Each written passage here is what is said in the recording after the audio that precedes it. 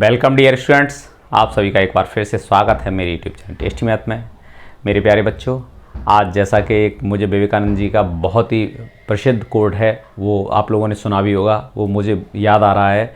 उठो, जागो और तब तक मत रुको जब तक कि अपने लक्ष्य को हासिल न कर लो।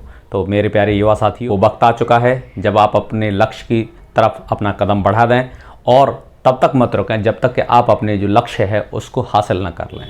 लगातार चलते रहिए और अपने लक्ष्य को हासिल करिए। बस इन्हीं शब्दों के साथ में आज का टॉपिक है, एक क्वेश्चन है हमारा important topic, area related to circle है, वो चल रहा है, उसी से रिलेटेड एक क्वेश्चन लेके आया हूँ। Find area of the shaded region if O is the centre of the sector made by two concentric circles. एक ओ सेंटर है किसका, टू कॉन्सेंट्रिक सर्कल के सेक्टर बने हुए हैं और यहाँ पे सेंटर पर जो एंगल है वो कितना है, 60 डिग्री दे रखा है। शेडेड रीजन का एरिया पूछा गया है हमसे, तो वो आपको बताना है कि इस शेडेड रीजन का एरिया कितना होगा। कब? जब छोटा वाला जो सेक्टर है इसके लिए रेडियस 21 दे रखी है और बड़े वाले सेक्टर की रेडियस कितनी दे रखी है, 42 दे रखी है। ठीक है, तो अगर देखा जाए तो अगर ये दो सेक्टर बन रहे हैं, ठीक है, तो कंसेंट्रिक सर्कल्स हैं, जैसे एक सर्कल एक ही सेंटर को लेकर डिफरेंट रेडियाई को लेके अगर हम जो सर्कल बनाते हैं वो क्या होते हैं, कंसेंट्रिक सर्कल होते हैं। तो एक इस तरह से है और एक इस तरह से है, ठीक है, बड़े वाले के लिए, यहाँ के लिए। ठीक है, तो ये इसको भी अगर हम कंप्लीट कर लेते तो ये एक सेक्टर ये आ जाएगा हमारे पास में और एक ये अंदर वाला सेक्टर आ जाएगा। तो हमसे ये पूछा गया है इस सेक्टर का आपको एरिया बताना है। ठीक है, तो सेक्टर का एरिया निकालने का फॉर्मूला हम जानते ही हैं, थीटा अपॉन 360 इंटू पूरे सर्कल का पाई आर स्क्वायर होता, तो बस पाई आर स्क्वायर में इसी चीज़ का मल्टीप्लाई कर देंगे थीटा अपॉन 360 का। ठीक है, तो अब देख लेते हैं यहाँ से हमारे पास में दो रेडियस कैपिटल आर और स्मॉल वाले के लिए हमने क्या मान लिया, स्मॉल आर मान लिया है। ठीक है, देख लेते हैं। तो अब हम सेक्टर का एरिया निकालेंगे बड़े वाले के लिए और उसमें से इस छोटे वाले सेक्टर का एरिया माइनस कर देंगे तो किस किस का रह जाएगा, ये जो शेडेड रीजन है इसका एरिया रह जाएगा। ठीक है, तो हम जो फॉर्मूला आएगा हमारे इसके लिए, area of shaded region, shaded region. ठीक है, आप इसके लिए निकालेंगे तो area of large sector, area of large sector minus area of small sector, यही तो करेंगे। अब इस फॉर्मूले में अगर हम देखें तो यहाँ से थीटा अपॉन 360 तो होता ही होता है इंटू पाई आर स्क्वायर, ये होता है माइनस, अब लार्ज वाले के लिए हमने कैपिटल मानी है आर, तो कैपिटल आर लिखेंगे तो theta upon 360 into pi R square. ठीक है, ये हो जाएगा। अब यहाँ से हमें कॉमन चीज़ क्या दिखाई दे रही है, यहाँ से अगर जो कॉमन चीज़ दिखाई दे रही है वो थीटा अपॉन 360 है, ठीक है, और पाई है, क्या रह जाएगा अंदर, R square minus are square रह जाएगा। क्लियर, ये चीज़ रह जाएगी। तो आपको जब भी कभी इस तरह से दे रखा हो कि आपको एक तरह से ये जैसे रिंग बन रही है, पूरी रिंग है ये, तो इतना एरिया हमसे पूछा जाता है, तो क्या करते हैं, बाकी सारी चीज़ें कॉमन आ जाती हैं, केवल रेडियस इसमें अंदर रहेगी, इसका रेडियस का स्क्वायर कर देते हैं और दूसरी वाली रेडियस का स्क्वायर करके माइनस कर देते हैं। ठीक है, बाकी दोनों चीज़ें दोनों के लिए कॉमन हो जाएंगी।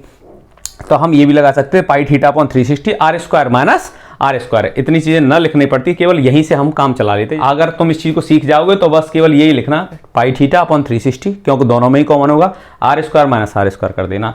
अब इसकी वैल्यू लगा लेते हैं। थीटा हमारे पास में कितना है, 60 दे रखा है सेंटर पे एंगल।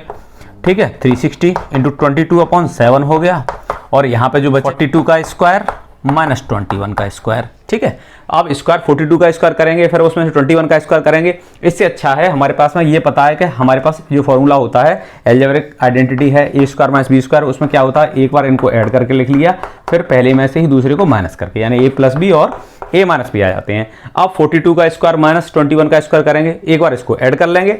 अगर हम ये 42 प्लस 21 करें और यहाँ पे 42 माइनस 21 करें तो क्या आएगा, इन दोनों को ऐड करेंगे तो ये 63 हो जाएंगे और इन दोनों माइनस करेंगे तो क्या आएगा, 21 आएगा।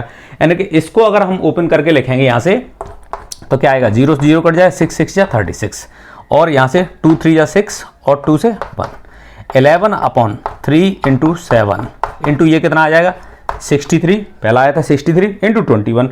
इन दोनों को हमने क्या लिख लिया है वहाँ से, ए स्क्वायर माइनस बी स्क्वायर के फॉर्मूले से एक बार ऐड कर लीजिए दोनों को और एक बार दोनों को इनमें से बड़े वाले 42 में से इसको माइनस कर दीजिए। ठीक है, पहले वाले में से, तो यहाँ से क्या आएगा, 63 इंटू 21।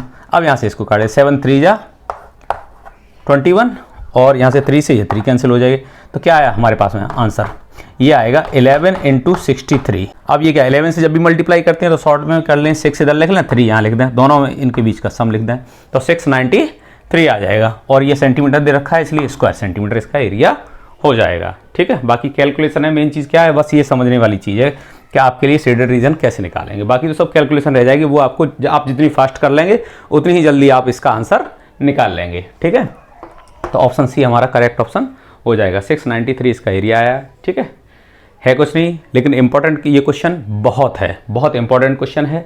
इस तरह के क्वेश्चन आपके एग्जाम में आ सकते हैं, इसलिए इस तरह के क्वेश्चन को आप चाहे रिंग वाले क्वेश्चन हो, ठीक है, चाहे पूरी रिंग के लिए हो या फिर एक सेक्टर के लिए हो, सेक्टर का जो शेडेड रीजन है इस तरह से यहाँ से कंसेंट्रिक सर्कल पर निकाल सकते हैं, उस तरह के क्वेश्चन हो। ठीक है, तो ये क्वेश्चन आपके लिए बहुत ही इंपॉर्टेंट क्वेश्चन है, इसे आप अच्छी तरीके से सीख लें और इसको आप प्रैक्टिस भी करें। वैसे तो ज़्यादा इतना कोई इसमें ट्रिक नहीं है, सिंपल है क्वेश्चन। अगर नहीं आ रहा है तो आप इन दोनों को अलग अलग करके भी कर सकते हैं। हमने यहाँ पे θ/360 और पाई को कॉमन लिया है, r² माइनस r² बचे हैं।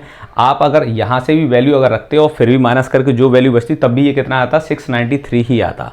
तो आपके लिए ये क्या है, यहाँ से अगर इस चीज़ को याद कर लेंगे तो आपके लिए आंसर निकालना बहुत आसान हो जाएगा। आप उस क्वेश्चन को जल्दी सॉल्व कर सकते हैं। सॉल्व तो आप वैसे भी कर सकते हैं, इसको वैसे भी आएगा आंसर इसका, लेकिन इस तरीके से करेंगे आप थोड़ा सा क्विक कर सकते हैं। जैसा कि आपको पता है एक मेरी क्लासिक कॉन्सेप्ट रिवीजन पे भी चल रही है।